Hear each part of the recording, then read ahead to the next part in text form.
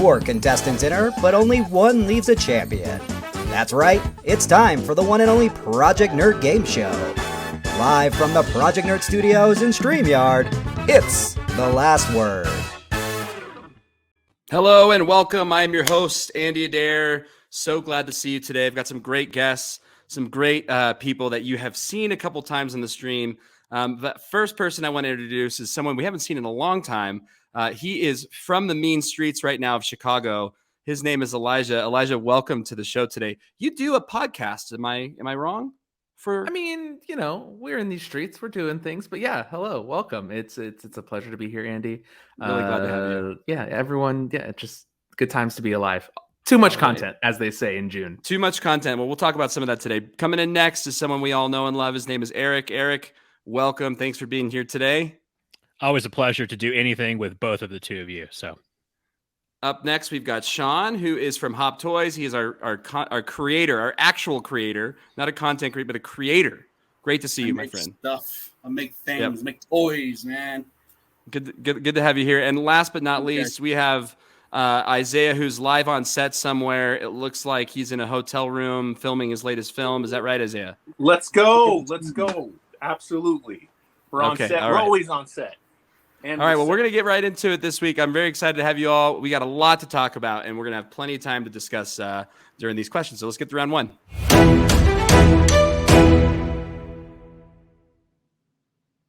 All right, and first up, Top Gun has absolutely dominated the box office now for 2 weeks, and deservingly so. It's had one of the smallest drop-offs week to week ever. High praise for the movie, good reviews across the board, and honestly, in my opinion, not liking this movie is kind of like a character flaw at this point. If you've seen the movie, though, tell us what you thought.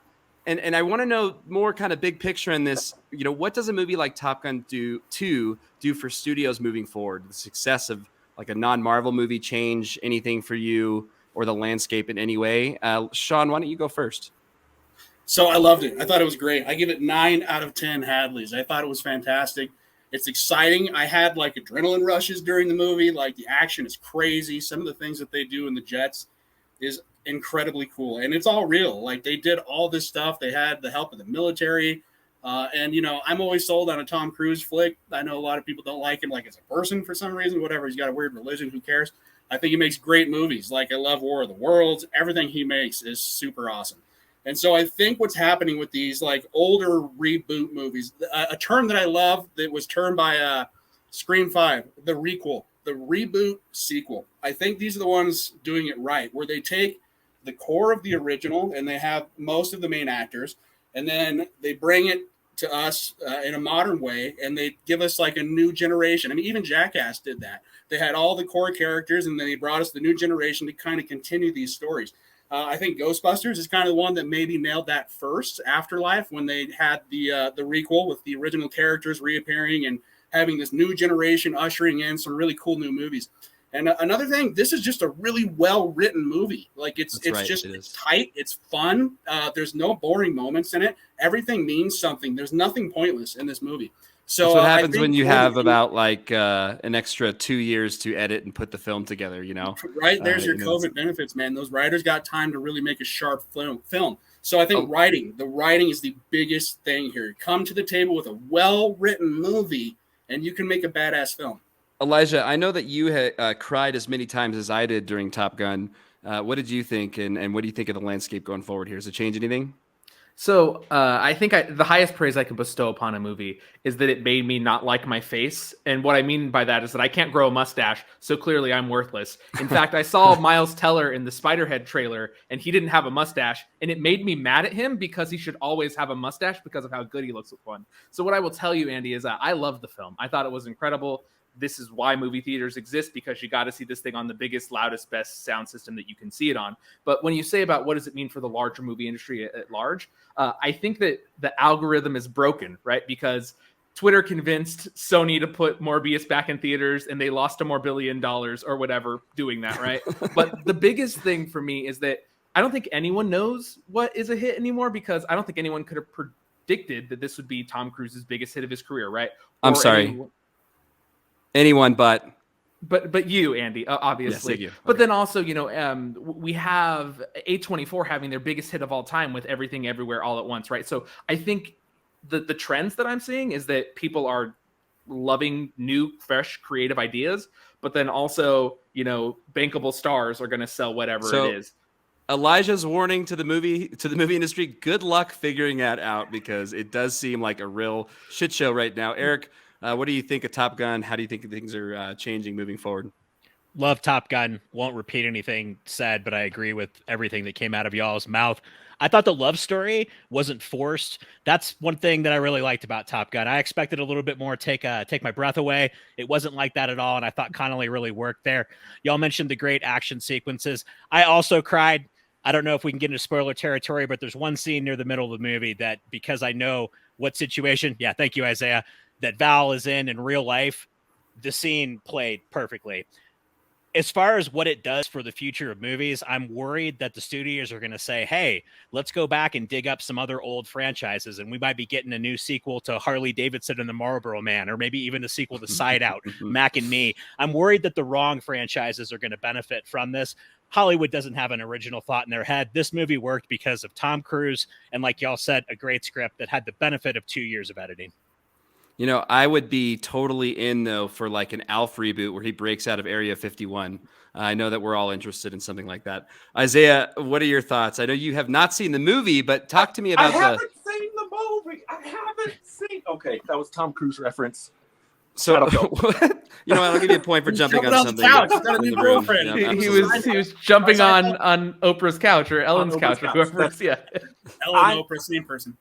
That's it. Let me say this. I saw the original when I was really, really young. I really want to see this movie, but I wanted to see the original again to have it fresh in my mind. So the plan is to go and see it this weekend. I think it looks amazing. Tom Cruise, I think he needed this because, of course, doing all his own stunts and whatnot.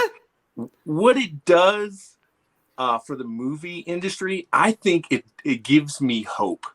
Hope that I'm going to get 2 sequels that Eric kind of talked about. Maybe this is a bad thing, but for me, I really want a sequel to The Sandlot. Where Are They Now? You could call it, Still Sanding, 50 Cent edition. So I want a proper sequel to The Sandlot, and I think they could go and do that. Or What About Bob? I want a sequel to What About Bob? Go back. And I want to see baby steps. I want Bob to start teaching someone. This is a great opportunity. Top Gun did it. What about Bob? We can do it again. Isaiah, you were off to a great start, and then you said Tom Cruise needed something like this. Tom Cruise does not need anything like this. He is one of the greatest actors of all time. Come on, man. Plus one, minus one there. What's cool here in Craig, man, we know the owners at the local theater, tiny little theater. So they actually set up the original Top Gun and played it for free for a couple days. So we're coming fresh off of watching the original in a big theater with all the sound and everything, man, right into the sequel. So that was awesome, man. Like, that was really cool. Well, after our first question today, Elijah, you have 5, Eric and Shaun at 4, and Isaiah, you're at 3. Would have been at 4, but again, come on, Tom Cruise, he does not need your charity. All right. I like it. Don't get me wrong. I like one him. flop, the mummy. Andy, Elijah, go ahead. I just wanted to ask, how many points did I get for the Morbius joke? Because I was really banking on that to get me far. That's what got you to 5. It's definitely Morbin time. Yeah, right. Yeah, if you didn't say it's Morbin time, it doesn't matter. All right. So second question, ObiWan has finally debuted. And as a longtime Star Wars fan, like we all are here, it's really good. And I'm totally in. Darth Vader is back. Spoilers, if you didn't know that, I'm sure you'd heard it by now. But, how do you think the show is going so far for you? Do you think that it has kind of changed anything, the way you see the original trilogy or the prequel trilogy too, right? And then kind of more big picture, is Darth Vader diminished at all from spending more time on the screen like this? Isaiah, why don't you start here? Not at all. More Vader, the better. I love the way that I feel like we've tapped into how to actually make Vader scary. Just the way he, the music now comes down and the breath is so intense. And I just, every time he's on the screen, my daughter's being introduced to all of this stuff now. And she's just like, I love Darth Vader, even though he's super, super scary. The series overall is absolutely fantastic. I never really thought about the relationship between ObiWan and Leia, and just seeing where he goes to save her. Spoilers. That was it was such a touching moment for me, in such as a father who has a daughter. It was such a touching moment, and how relatable that scene was. So they're knocking it out of the park. I'm not surprised at all. I think it's awesome to see too how he's like a rusty Jedi coming back, right? Like you think that he would just be able to brush off the lightsaber and be good to go, but showing some apprehension out there. Elijah, what do you think of Obi-Wan so far? I think it just proves that it really doesn't matter what the subject material is. If you have a compelling actor or actress in the lead role, we're going to want to watch it. So like, was I the biggest Moon Knight fan? Like when I say like the character Moon Knight in the comics before, I thought he had a cool design, but I was really compelled just watching Oscar Isaac act for 6 hours in this kind of show and getting to have this kind of playground, right? So that's exactly how I feel about Ewan. Like, it's just, I'll watch this guy be a disheveled, Obi-Wan for 20 hours if they want to do that, right? I think that your Isaiah's point about Vader being scary, it's right. It's like that thing with like Jason, how like you're not supposed to root for like the axe murderer or whatever, right? But like you find yourself like cheering on the villain, and it's this thing where it's great that Vader is still team F them kids, and he's immediately snapping necks, right? And he is obviously plotting out for years, and like this is like my headcanon. It's not like in the show, but I feel like Vader's like sitting there pondering like, okay, cool, I can chase him into the quarry, and then I'll have these rocks that I can light on fire. And then like he's been planning the fire bit for years. Like it's been 7 years of him being like, how do I light this asshole on fire? Like that's fire. I want to put his face in the fire. Yeah. Yes, yeah. So but when you say, is Vader diminished by this? I get with Top Gun Maverick and kind of connecting to this, that the spectacle and on screen, and it belongs in movie theaters, right? And I think a lot of people maybe feel that same way about Vader, and he might be diminished by being week to week. I think that's what you were getting to, Andy, with him being on the small screen or watching Vader on your phone. That's not where you should see Vader. But ultimately, I just think that it works, and I don't think you could have told this story without Vader. Like if it was the same Obi-Wan show and Vader's not in it, it just wouldn't have made sense. So I'm happy. Or it wouldn't have been as important either, too, right? Yeah, exactly. Yeah, they're a love story just as much as Padme and Anakin were. It's just a friend and a brotherly love story. So yeah, they're tied together. And Eric, what do you think of that Obi-Wan show so far? I think in a show that we only get 6 episodes of, I really don't need 4 scenes of Obi-Wan very poorly stealing food. I know he's a Jedi, but he's the worst thief I've ever seen on camera. Also, as much as I love Darth Vader, and I do not think diminished, I do think that, do we need the Skywalker story again? I hate to say I love little Leia, but I was a little disappointed when I knew that was the direction they were going. It's almost like they were in a meeting and said, they loved Baby Yoda. Let's give them Baby Leia. That's how I felt. We'll see how it ends. I'm also extremely disappointed in the villains. I thought one of them was Quan Chi from Mortal Kombat now. And as soon as I brought that up in another group, I got shit all over because supposedly he's some great dude in the cartoon. I don't fucking care. He was terrible. He's great. Grand Inquisitor rules. Well, Elijah, I'll take your word for it. Maybe I need to go back and watch that. But I thought outside of Vader, the rest of the villains are extremely weak. I hate when I love something and someone like points out the reasonable shit why I shouldn't like it, and then I'm like, oh, I care. You're kind of right. What do you think about Obi-Wan, Shaun? So in 1,000 years, no one will know who we were, but everyone will still know who Darth Vader is because he is just such an iconic character. He is the villain. Like, I mean, his name is another language for evil. I forget. I don't know. But, I think Hollywood in general has underestimated how much audiences like to see villains. And I think that's also why I'm excited about the Acolyte series, because we're going to follow some bad Jedi, which I think is a really, really cool thing. I think if you have a Jason movie where we just follow it from Jason's point of view, I am like totally into that, man. Like, that is awesome. I'm on Jason's side. Let's do this. So I thought it was really cool the way that they portrayed Vader. He was very, very powerful. This is at the height of his badassdom. Like, he is ultimately powerful. He's like the number one Jedi ever to exist. And you see it, man. He is throwing shit around. He's killing people. He does not care. He is coming from, this dark background that we got to see unfold. And let's be honest, Star Wars has always been Darth Vader's story. We've got these other offshoots that we like that are cool. But, we started back with Anakin. We followed him through his childhood all the way up to his adulthood. And now we're following him on the evil side. So Yep. I think they're handling it really well. I also really loved how they did the bait and switch with the trailers where everybody's like, oh, we're just going to be on Tatooine again this whole damn time. And they immediately find a way to get Obi-Wan off planet on some really cool locations. I love that city that was like off-world Vegas. Like that was really awesome. And despite the street rat, I'm stealing food and hanging out, it gave us some really cool scenes with some new characters. And like my favorite part of Star Wars, there are crazy looking aliens everywhere. Like that is the coolest thing, man.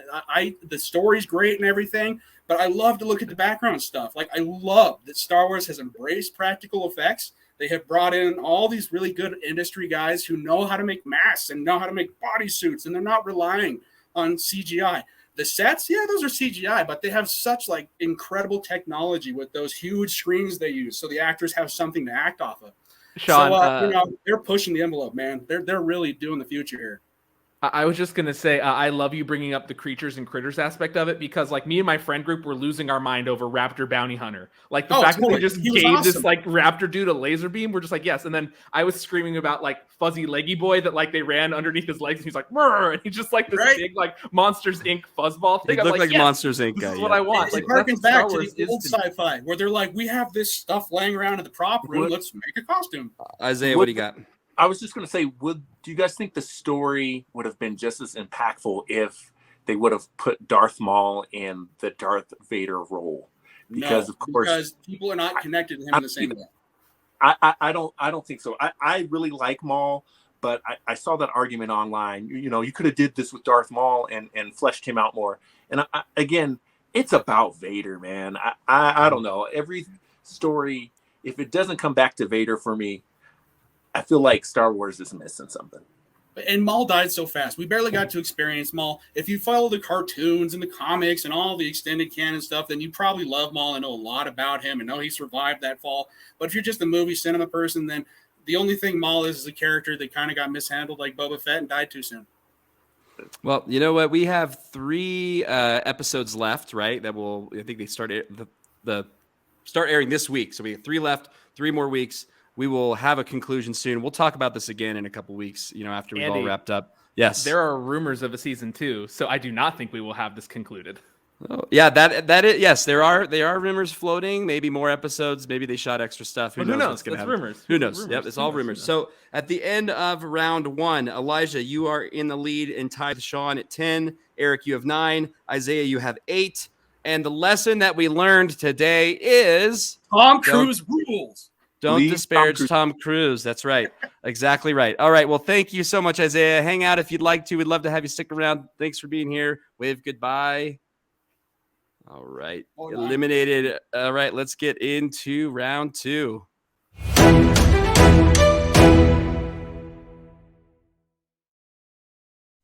All right. So up first in our round 2 questioning. The Xbox Summer Games Showcase is this weekend, right? And Sony State of Play is happening. Rumors are swirling about. What are you guys looking forward to? Do you guys care about showcases like this? With E3 being dead, this is kind of everybody's doing their own thing now. So now E3 did announce that next year it will come back with a live in-person event. So maybe things change going forward. But what are you guys expecting this week? Anything good? Eric, let's just start with you. I am excited about this. I think in the dearth of not having E3 or any of the showcases, this is where we're going to get our gaming news. Out of the rumors that are out there, I mean, can we please see Perfect Dark or GoldenEye remastered? Something along those lines, something that's been brewing for a while. I know that there's also rumors that we're getting an even newer Battletoads game. I guess we'll see what happens. I imagine we will get about 45 different Game Pass announcements. I think that's where Microsoft still is kind of buttering their bread, if you will. I honestly don't know what to think. Normally, the game I'm most excited about isn't something I've known about before the show. It's something that I get to watch that weekend. So I guess we'll see what happens on Sunday.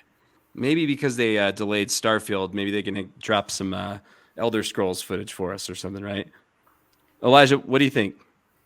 Yes, well, games is my main thing because that's my profession now, which is crazy. That was a humble brag for no reason. I should lose some points for that. I understand, Andy. No, but what I was going to say, Andy's so, look at his face. He's so bad. Either way, what I was going to say is that For me, I think it is all centered around Game Pass. Eric, you hit the nail on the head, right? So for Xbox's showcase, because of what Andy said, right? Because we have Starfield and Redfall both being confirmed to move into 2023, the big things that would have drawn people to Microsoft subscription service during the holiday season and their main 1-2 punch are both no longer in this year. So what that means is they do have a almost stock-based fiduciary to their stockholders type of thing, to show that growth in Game Pass. And how do you do that? By acquiring huge third-party games, right? So that's what I think we're going to see at the show more than anything, because we'll probably see some Starfield gameplay. We'll probably see, I don't think we'll see Elder Scrolls for a very long time. I don't think that we will have much Everwild gameplay or the stuff that,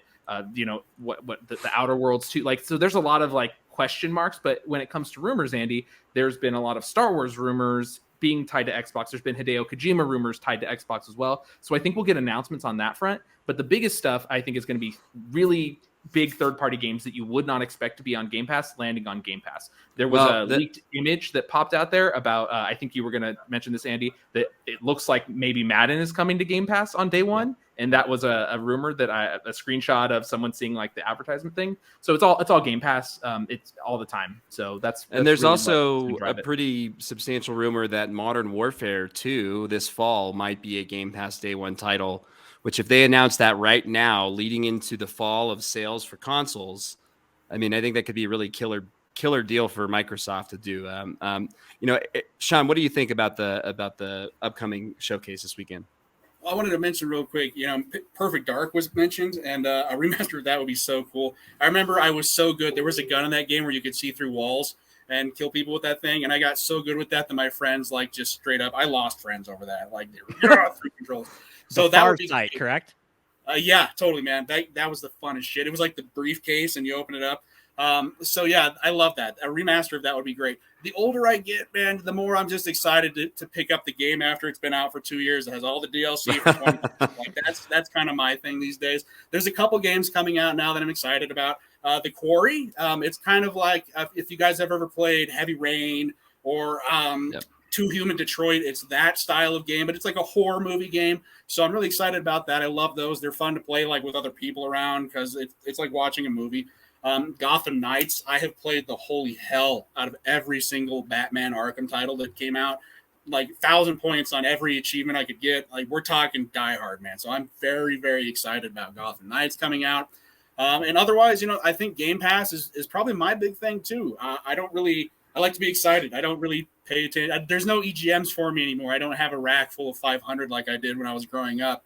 I don't have my Game Pros or my Nintendo Power. So I follow IGN pretty regularly, and you guys, of course. But aside from that, man, it's just Game Pass and Xbox for me right now. I lost my Sony account, so I can't play that anymore. But well, you know what? We're not Sony fans here, so don't worry about that. Okay, you keep that to yourself. Screw them. They're now, before we move on to the next question, I want you each to pick one big surprise that you think might happen this showcase for Xbox that has not been in a rumor or anything.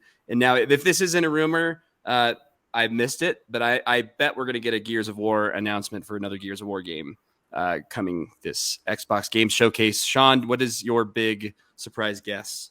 A surprise Conker's Bad Fur Day. All right. Elijah, what is your guess? What's a surprise game?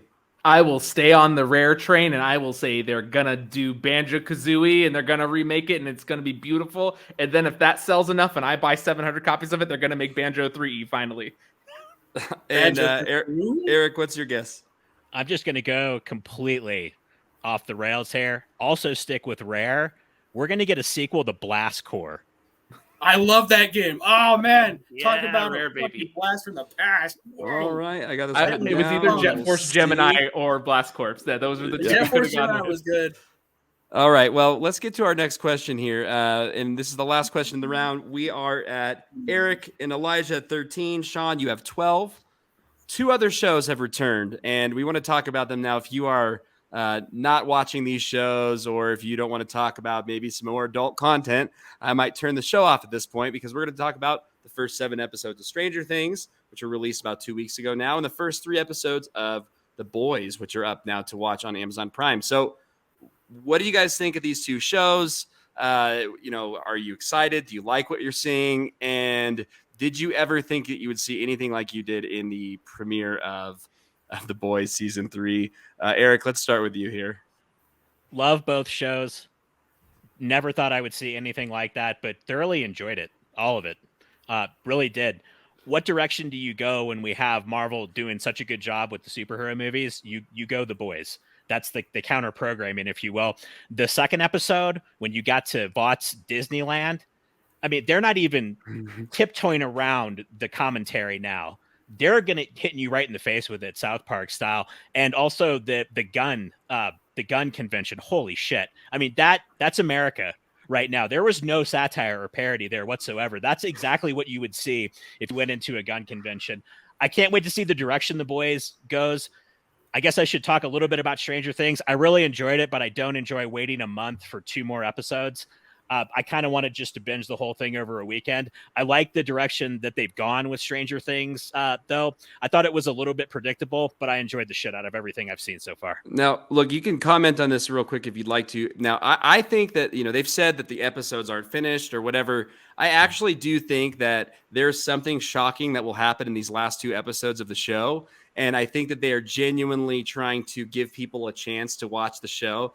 I think that this is the creators of Stranger Things saying, you guys have a month to watch these first 7 episodes. And if you don't, something will be ruined for you in these last 2. Like, it's just going to happen. That's my take on it. And I don't know, Eric, if you agree with that or not, but Elijah, let's see. What are your thoughts so far on The Boys and Stranger Things?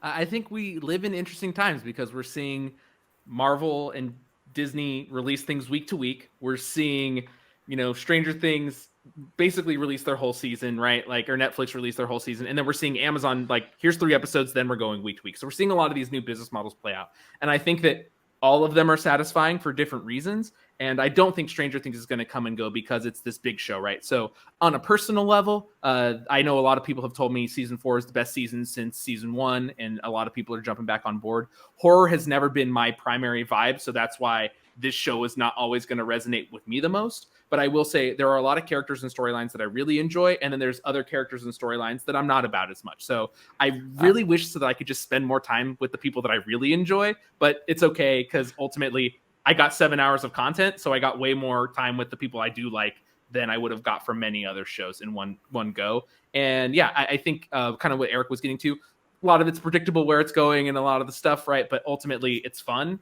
And yeah, it's a fun time. And there's a reason why it's one of the most watched shows, the biggest shows on television. And then to also echo Eric's point about the Boys being basically live action South Park, there is no place that they won't go. And like, they're not just going at, like, they're like, they were hitting them about the reshoots and Tony Gilroy coming in and like, so they're shitting on Rogue One and they're crapping on everyone, which is a really fun thing because in this day and age when people have said, like even SNL, where they're just like, hey, it's really hard to do comedy because the actual world is even more absurd, or what the president was saying was even crazier than what they could do in his sketch. So how do you make comedy seem absurd? The Boys is nailing it somehow. And Amazon's really doing well on the superhero content. I've seen people tell me that their favorite superhero stuff is Invincible in The Boys, and it's not close. And I can't really argue with them. I like other stuff more just because of my childhood and what I grew up watching. Mm-hmm. But ultimately, yeah, I mean, I don't think you can argue with any of those sentiments about the quality of these shows being better than many of the things that we're maybe seeing on the CW or on the Disney's platform or on even HBO. Like, I think it is performing at a very high level. I would really like myself personally, I'd like to see like a Never Been Kissed style show with that 45-year-old that's in the Hellfire Club on Stranger Things. That would be really cool to see how he got there and how he was able to infiltrate the school and nobody was able to see that he's like clearly an actual adult in a high school club for D&D. Like, you guys know what I'm talking about, right? That's like that one Eddie. Guy that's so clear. Eddie, sure. Eddie, well, Eddie, sure. I'm not even talking about Eddie. I'm talking about Eddie's friend. He's like the bigger dude. He looks like he is actually 45. Anyway, that's the only thing that's bothered me so far about this show. Otherwise, I've loved Stranger Things. Shaun, what do you think so far about Stranger Things and The Boys? I don't know if you guys have seen the campaign, but there's this little fat kid in that who has like this hilarious monologue at the table, and he's one of the kids in Stranger Things. That's like all I could see.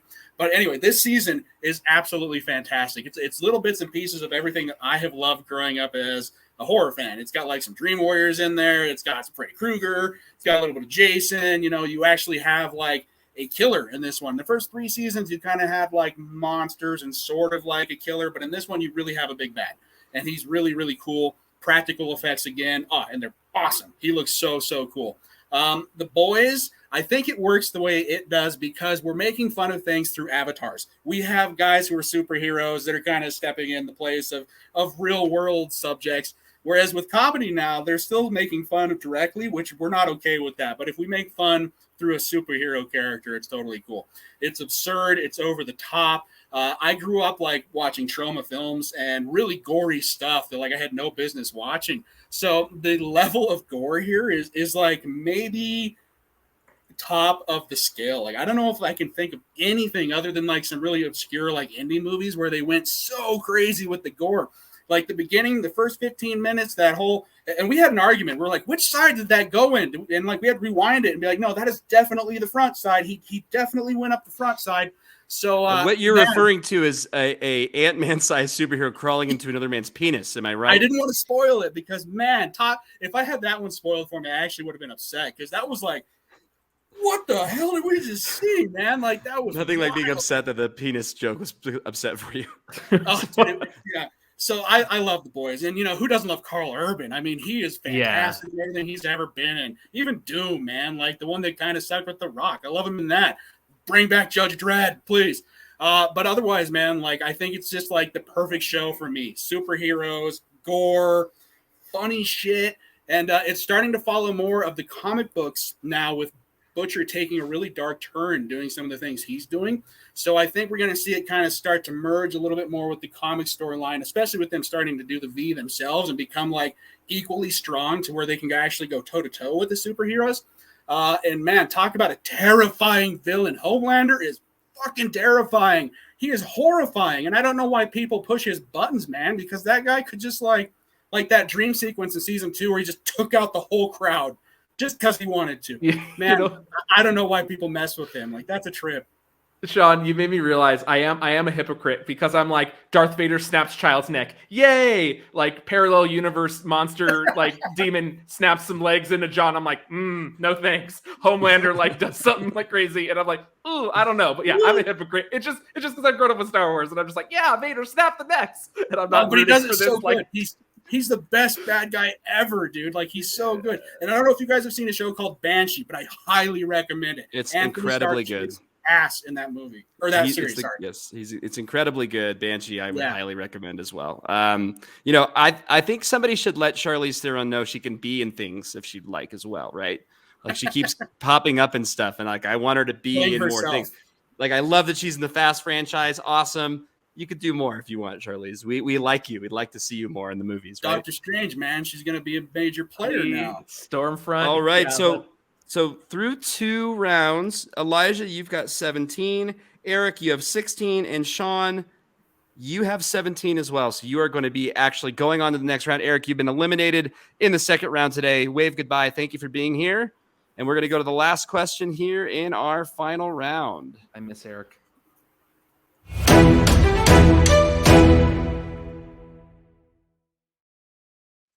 All right, one final question for the two of you, and I've been thinking a lot about this actor lately, and we've done some fake casting before on some of this, but there's a movie coming out tomorrow starring one of our main guys, Adam Sandler, called Hustler, and Adam Sandler has been paid so much money by Netflix at this point.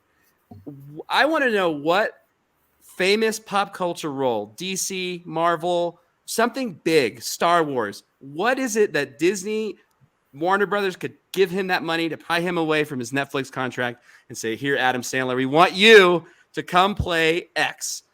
Now, I'll give you guys a chance to think. Now, while you're thinking, because you have not heard this question, Eric or Isaiah, do you guys have a quick answer you want to throw in there? Even though you're not going to win today, do you have anything you want to add in?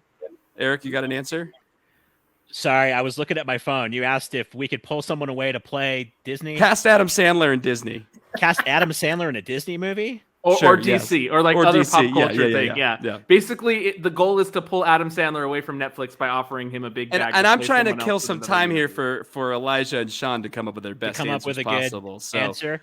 I mean, honestly, if we can't bring Canteen Boy into either one of the universes, give me an Adam Sandler Green Lantern film. There's Adam tons of Green Sandler. Lantern. It will work with Okay. the storyline. Yeah, off the cuff, that's what I'll give you.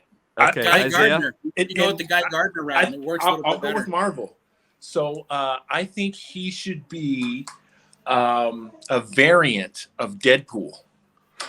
I think that's that a would really good. That's a good funny pick. Winner. Actually, that'll I be can't really beat good. that. Okay, all right, you're out. You're out. Isaiah. Stop with such a good answers here. Elijah, I want you to hear what's your answer. Where's your Adam Sandler casting going? Okay, because like I have a meme one, and then like I have like more of an actual one. Okay, so I'm gonna go Marvel on both. So the meme is if he was Clobber in Time, if he was the Thing, that would just be like it's like very funny. That's for pretty Adam good though. Sandler's voice to come That's out of not that. so memey.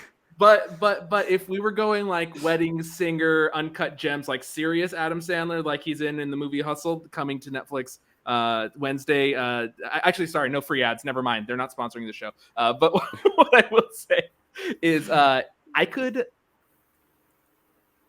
see him playing Norman Osborn. That's actually not terrible. That's really good, Shaun. Can you beat that? That's a pretty good. I think both of those are winners. Harry Osborn. I Timothy might be able Chalamet, to. Harry Osborn. Picture a world where Bobby Boucher decides he needs to take a boat to the glacier where he collected the water for his girlfriend. He gets onto said glacier, falls through, and becomes Hydro Man. And he goes throughout the world sharing the gift of glacial water with everyone. You guys want some water? He gives them water for everybody because he is the water man. All right? Now, he's no longer the water boy. He has become water man. And then, I will tell you. Go ahead, Shaun. Continue. I guess you'd have to let like a Spider-Man villain. I don't know who else would he work for. Shaun, Fantastic Four. Why not? We'll stick with that theme. He's like the anti Johnny Storm. Okay. Is he sustainably sourcing this, or is he stealing like glacial, like ice caps and all global warming ice? That's the one catch. He's like Superman. He has to return back to his glacier every once in a while to kind of like recharge. He's got like the glacier palace there. Okay. Well, Shaun, unfortunately for you, I actually want to see Adam Sandler's Norman Osborn now with the Timothy Chalamet's son. So Elijah, you are going to be the winner today. We're going to remove Shaun. Thank you for being here, Shaun. Wave goodbye. We'll bring you back here shortly. Elijah, you're going to have 30 seconds to talk about whatever you want to. And if you don't have anything to talk about, we're just going to stare at you for 30 seconds. So I'm going to give you a little song and dance, and then you're going to be the champion. All right.